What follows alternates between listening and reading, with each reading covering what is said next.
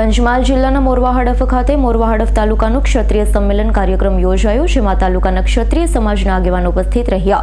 સંમેલનમાં સમાજના દીકરા દીકરીઓના શિક્ષણ અંગે ચર્ચા કરાઈ હતી. પંચમહાલ જિલ્લાના મોરવા હડફ ખાતે મોરવા હડફ તાલુકાનું ક્ષત્રિય સંમેલન કાર્યક્રમ યોજાયો હતો.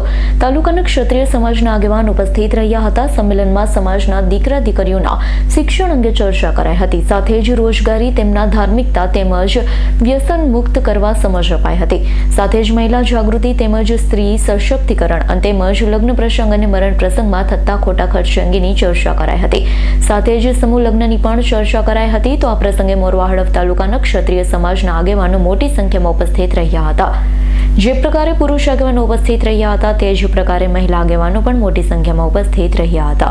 સમાજ સંમેલન આજે મોરવા હડફ મુકામે યોજાઈ રહ્યું છે, ત્યારે આ સંમેલનમાં વિવિધ ગામોના ખૂબ હિતચિંતકો ભેગા થયા છે.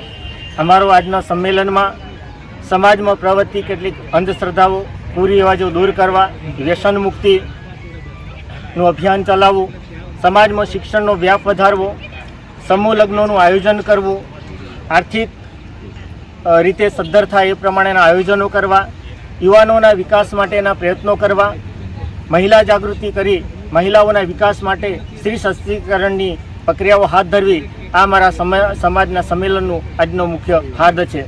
ફરીથી રણજીતસિંહ ચૌહાણ, કુવાજર, મોરવા હડફ. ઇકબાલ શેખનો રિપોર્ટ, S9 ન્યૂઝ, પંચમહાલ.